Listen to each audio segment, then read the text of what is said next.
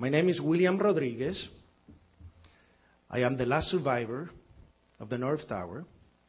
I work at the World Trade Center for 20 years. We have 6 sub-levels at the World Trade Center, B1, B2, all the way down to B6. Our support office was on B1.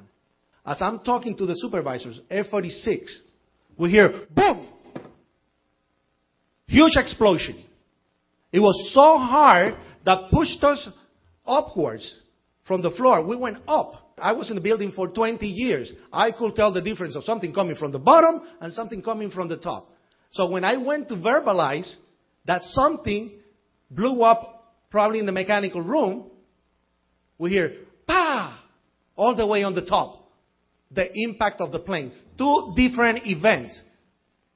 There was an explosion in the basement prior to the tower being hit by a plane. We said it on 9/11.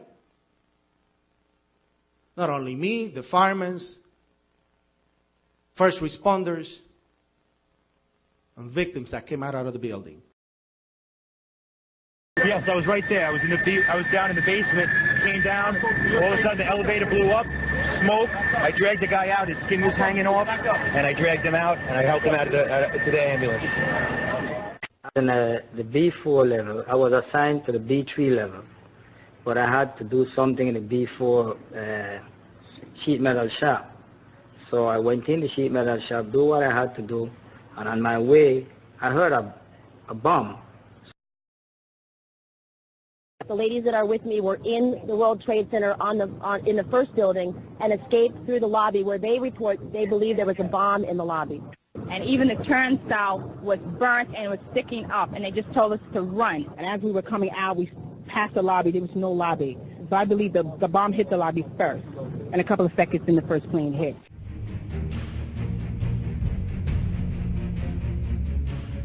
Philip Morelli was in North Tower sub-basement 4 at the time of the first plane strike.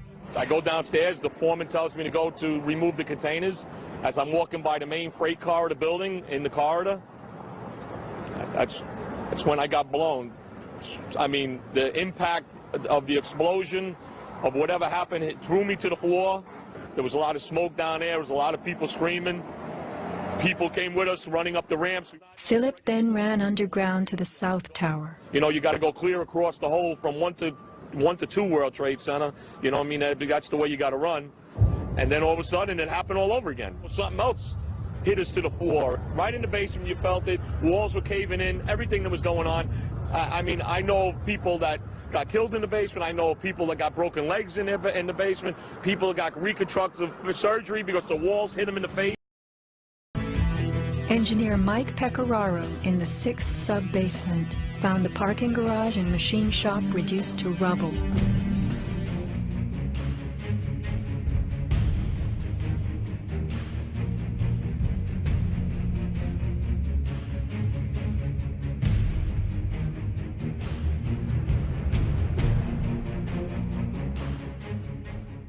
Many of the alleged 9/11 hijackers were still alive after the attacks and lodged official protests for being linked to September 11th. When this came out shortly afterwards, the FBI backpedaled, saying some of the alleged hijackers might have been using stolen identities. But that's the same as admitting the official story was wrong, and that those they claim committed the attacks didn't. Yet, despite this early admission, neither the government, nor the 9/11 Commission, nor the mainstream media ever corrected the original story or told us who the alleged hijackers really were.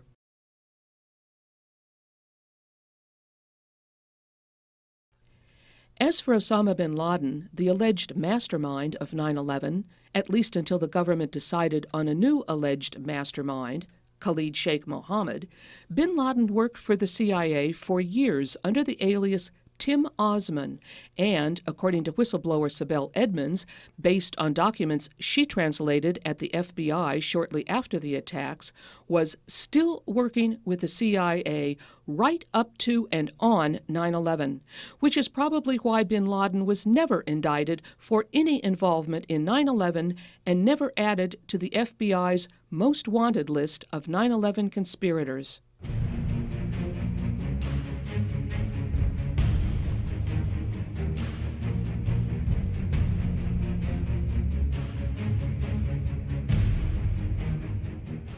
Eyewitness after eyewitness on television, right after the second tower attack, including one even from a network helicopter already in the air after the first tower was hit, said that it wasn't a commercial airliner, or that it was a military plane, or that it was gray, or dark gray, or that it was unmarked with no logo and no other markings on it. This could not have been any United Airlines plane, or for that matter, any commercial airliner. I remember it, and it was gray. No markings of a commercial plane whatsoever.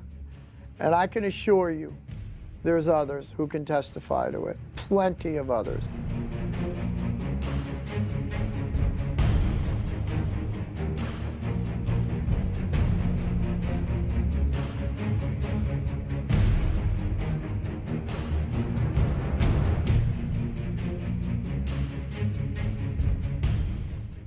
As an engineer, and I have 3 degrees in engineering, I signed that petition for architects and engineers for 9/11 Truth some time ago because the American people absolutely need the truth of 9/11.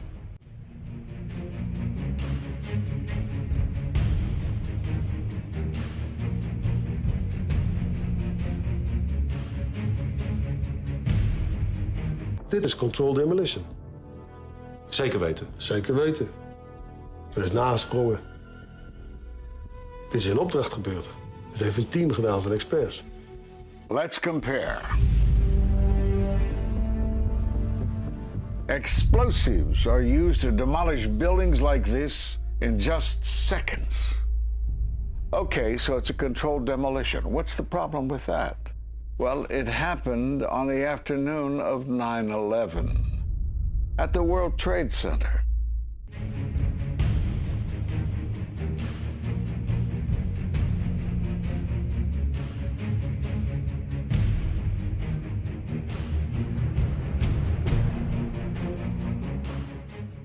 I'm Richard Gage. Fires have never before caused the collapse of any skyscraper, even though there are numerous examples of much hotter, larger, and longer-lasting fires in these buildings.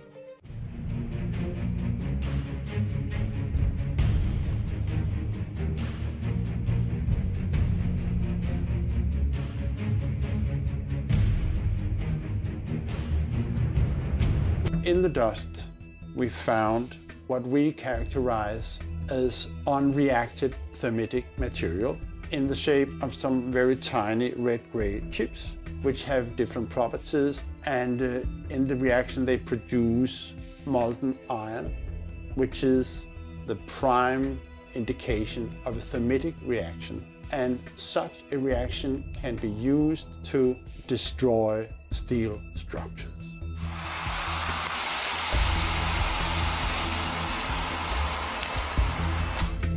What we have found is a modern version of thermite, which we call nanothermite.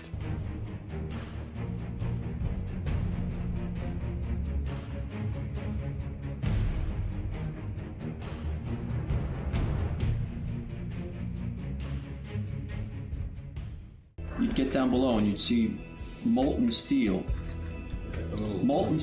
running down the channel rails, like you're in a foundry. The manual gets into thermite, and if it says if you have melted steel or concrete, which we had on 9/11, we should test for it. We're asking for an investigation that follows national standards. There's no excuse to not test for this. If terrorists use explosives in 93, why didn't we test for them? If all these witnesses heard explosions, why aren't we testing for them? The scientific forensic evidence, ignored by NIST, but carefully reviewed by teams of technical professionals, corroborates the hypothesis of explosive controlled demolition, who are calling for an independent, unbiased investigation. I'm a family member trying to find out the answers to the murder of 3,000 plus people. The bottom line is that it needs to be investigated properly. Please look at architects and engineers. People all around the world, scientists all around the world are questioning this. And there's some deep, deep explaining to do. country owns this. We were all victims. You all should want answers.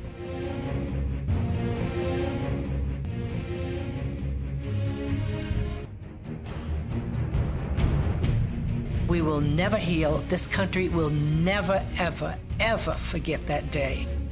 We have to demand a new investigation. I want justice here.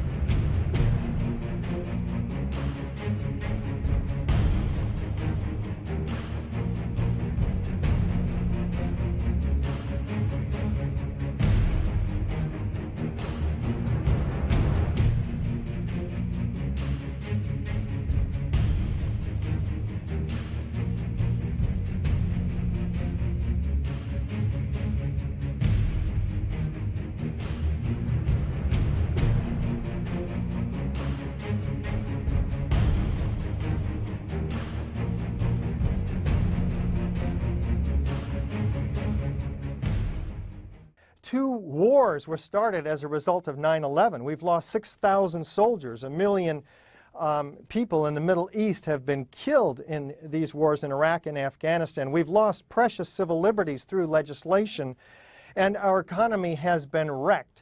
If there's any question about what happened at the World Trade Center, then we've got to have a real investigation that looks at all the evidence with an open mind and with a scientific method. The American people deserve the truth. As an American, I am deeply disturbed about the state of affairs when a deception on the scale of these 3 criminal-controlled demolitions can occur, and most Americans, certainly not all, fortunately, have been deceived. And most of our elected representatives are unwilling to tackle the very serious issues before them. Every one of our C-SPAN viewers today should be calling their congressmen and finding out, and senators, finding out why they're not investigating the worst mass murder in U.S. history. This is absolutely an extraordinary and unacceptable situation.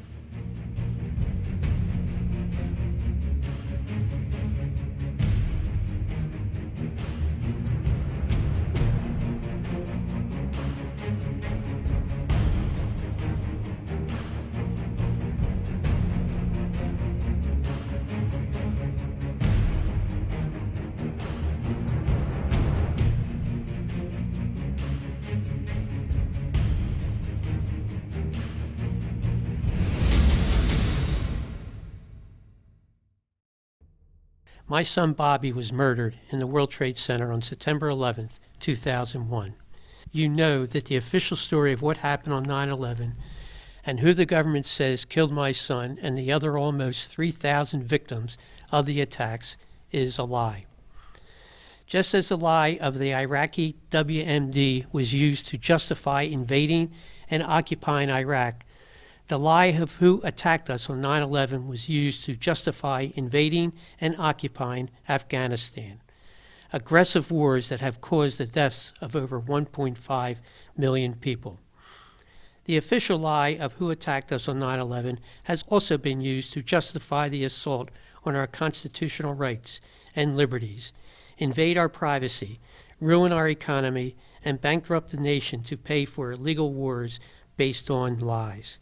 You also know that the transparent purpose of the 9/11 Museum is to literally cast in stone the official lie of what happened on September 11th.